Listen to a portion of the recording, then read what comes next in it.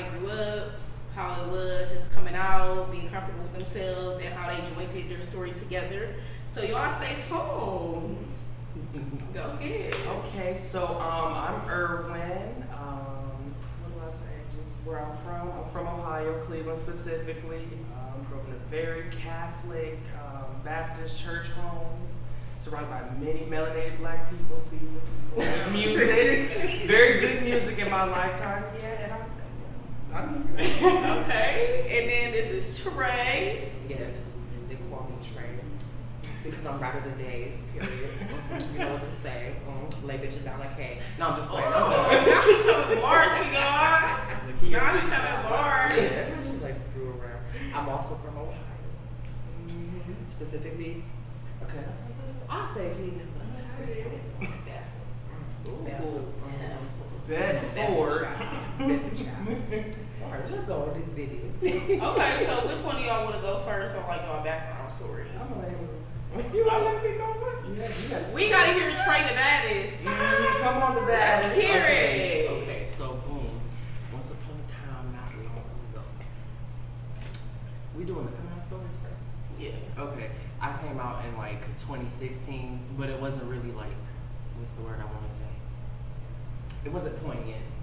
So my official coming out year would be 2017, and let me tell you, it was a little bit hectic. I probably shouldn't have done it because my mom was going through like a little period at the time, and I just figured like better now than like never kind of thing. So then I wrote like a little poem kind of thing, and by the end of it, I said like I'm bi, so I am bisexual, and she was like, wait till you're like 18. I'm like, okay. Now wait. Yeah. I think I came out to my grandmother around that same year. I want to say she received it well. She like the only one to receive it well. I think she did herself. That's where I got the game from. Shit, if it's a gay gene, I got it from grandma. It skips a generation. It skips. I'm not sure. You should hear my mother's story. But anyways, so I came out to my dad afterwards. He was like the last person I came out to because, you know, when it comes to black kids, specifically boys and their fathers, it's a little bit shaky. But it came out the head, came out kind of red. It's a bit of a threat. But it was because we got into a little bit of a tangent, and what had happened was he started going on his point of view about the whole gay thing, and he was like, if women can do it, you know, they women, they can do it, blah, blah, blah, blah, they can kiss and all of that other stuff, but if a guy do it, if I see that, I was like, okay. So basically, you want me to die, and I'm not going to deal with that. That's all. That's my coming out story right there. Oh boy, that's the tea. You know what's yours? So my coming out story is fairly recent. I came out just last year, the end of last year. It was really motivation from him because, you know, he had been out for years, and I was still, very nervous because, like I said, I grew up in a very Christian household, very traditional black people. So, it's different. You hear the F word here and there, very derogatory statements, like from people you love. So, yeah. For yourself, it kind of makes you nervous because it's like when you do tell someone like that you really love about that piece of yourself, will they start treating you like that? So, end of last year, 2021, I had posted a picture on Instagram. And it was him sitting next to me, our friend Jalen, and I thought it would be like a cute hangout picture with a friend. My sister clocked me though. My older sister texted me. She was like, "Oh, this your boyfriend? Okay, y'all look cute. I won't tell mommy." Wink. And I'm like, "Oh, okay." And before I can even say deny, like, "No, he's just a friend. I'm still straight." Da da da. I'm like, you know what? Sis, you got me.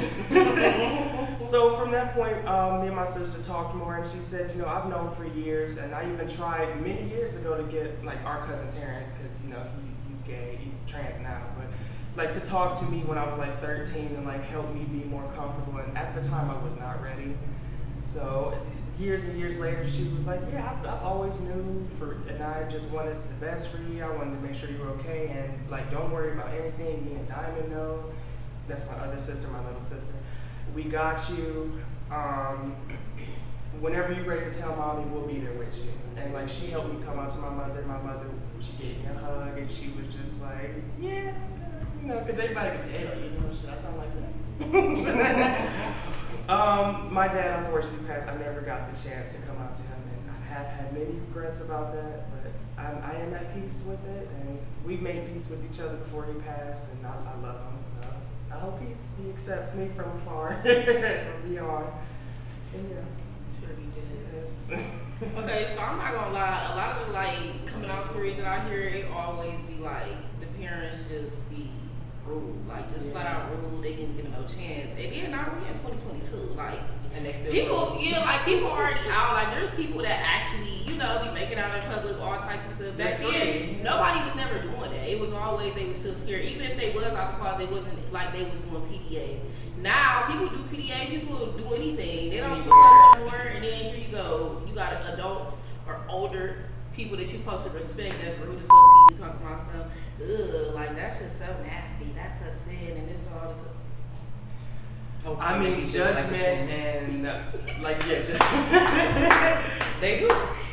Like I don't be understanding that. Like, judgment itself is a sin, though. People forget that. Like you inserting yourself in anyone else's personal business and even mocking it, that's a sin itself. Judgment, all that other stuff. So remember that. Thy neighbor, ho. Love thy neighbor as you would love thyself. Yes. See, I'm Christian.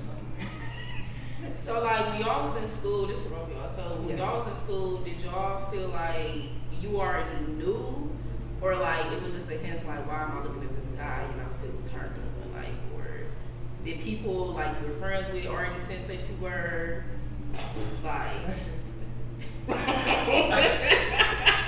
I'll go first. For me, growing up, after really starting in middle school, where I started to like really look at guys a lot differently. And like I did have attraction to females at that time. I had a couple here and there, whatever. No, that should not be named. But from that point, it did change, and I was like, okay, as you mature in your mindset starts to change a lot. You're like, do I really like what I've been told to like my whole life, or like, am I something like not completely different, but like something that's not what people would consider normal? So I stepped on that whole box. I was in denial for a lot of years, and I really didn't want to believe that. Because he clocked it when I got to 9th grade, he was in 10th. And anybody would ask me, are you gay, are you this and that, and I would just be like, no, I'm Irwin. Because at the end of the day, it really doesn't. It's my business, and if I'm not to terms with it myself, I'm not going to tell you an answer, Right. Yeah. What did she say earlier? She said, did your friends know? One of them said I used to walk like I had to stick up my ass. Oh wow! My friends knew. They just. I was just like taken aback by that. But okay, so middle school. Let me see. I kind of knew in 6th grade. I like kind of knew in the sense that it was like girls. Girls.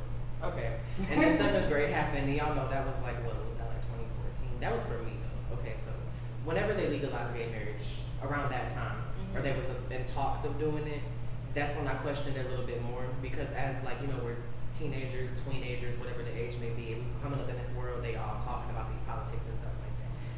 You still in your head, but like, it's for your own perception, it's how you come to terms with that kind of stuff. So when I heard about that, my substitute teacher this one day, she said, write a letter to it and express how you feel about it since they're about to do it. And I letter I wrote, I don't really care, it's not my business. And if people love who they want to love, then love is love, let that be that. Now when it came to me, in 8th grade is when I finally realized, oh no, I got phagogitis. So then when I went to high school, it went from like me realizing it to my friends like kind of peeping it, and then me going like, okay. And then when I got to 9th grade, I kind of like started experimenting with labels. And when I got to 10th grade, I was like, these labels, I'm gonna be me regardless. And every time you ask me what I am, I'm gonna tell you something different, because I'm an ever-changing person. So, yep, that's how we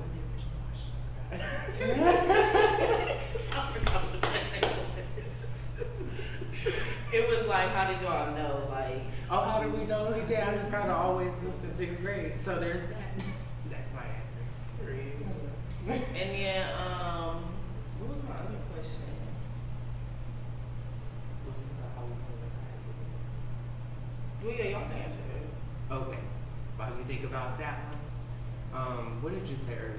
brought it up. You said I was in 10th, he was in 9th. Mm-hmm. So there was this little thing I had for Irwin every morning in high school.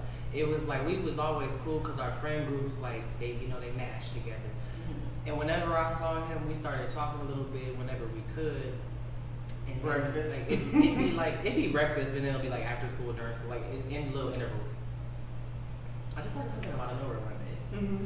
And then from like that day forward, it'd be like, where my hugs at? Because I know where my hugs at. Kind of like every day, he'll be the first person to run up to me and like hug me. Yes. Anybody in his friend group. Because everybody wanted to hug me, like his friend Lay, Jay, and himself. Like they all wanted to hug me, but like he would always push them. I would because I would push them because his hugs would be the best hugs, and everybody would try to get them. I'm like, no, they're not, and I don't care. But at that point in time, we were just friends. But like as time went on, people get little crushes and stuff. Mm-hmm. I eventually got like a little tiny one, and I was like, for every just hugging him right now was slap. Like, but it ain't even like that. That's how like this my nigga, but it's not really my gay. Like you can't have him, even though he free, but he mine. Right. Which is funny because like even at that time, like in 9th grade, I was in denial a very long time. So like hugging him felt nice. It felt really different. I was just like, ooh, I might just be gay. He had that little butterfly thing he didn't expect. Because he was cute, little afro. I had my little high top or the army hat. Some people call it. It's like a little cut to the side. Yeah. But yeah, he was just always cute to me. I'd be the only boy too, so I wasn't even happy about that. Yeah. And it'd be a little bit like kind of like because we in school, people's homophobes, but at the same time, like and I didn't care, and he felt safe. So. And that's the thing, like he was the only guy I ever hugged in public. No matter what, we'd be in front of the school, like when everybody's there, we'd be in the cafeteria when everybody's there. He was the only guy I was actually comfortable like hugging, and didn't care what anybody said because it felt secure. That's so sweet. Oh, that was my other question. So, how does it feel like when you told people y'all was bisexual, like, and people just like, how the fuck did you bi, like? Because I know people said that. I be seeing that question. I be like, damn, like. A lot of people challenge me on that, and I proved them wrong. Because at the time, I really did claim the title of bisexual because I still was sexually attracted to women, and on the opposite side, men too. So I held on to that title. I've had, girlfriends, boyfriends, and I never picked a favorite when I was claiming bisexuality. But I really claim pansexual now. So I've always been a person to base like my affection off of like how the person is as a person, like not their physical exterior, not their gender, race, color, size, any of that. Just their soul and who they are as a person. That's where I am. As you should. As I should. I learned, so I used to play this game, IMVU. It was a virtual girl game, and it was this girl named Bree that I was friends with on there, and she told me she was pansexual, and I never heard that, so I was like, girl, what is that? Like, you're crazy, like. And then, like, the more I read about it, and I was like, wow, like, that actually makes sense. Like, I'm pretty sure there's a lot of people out here like that, especially when they be like, well, because I've known people like that may date a guy, may date a girl, but that's the only girl guy they dated, so they don't really claim to be that label. So I understand why they be like, I'm pansexual, like, I like what I like. It's not really like a certain type. Now, people really do have certain types, like they just like men, they just like women. But there are people out there that like anybody, and it's not because of their looks or their gender or their race. It's really just who they are, like they just connected together. It really be like that. Yeah. But what about you?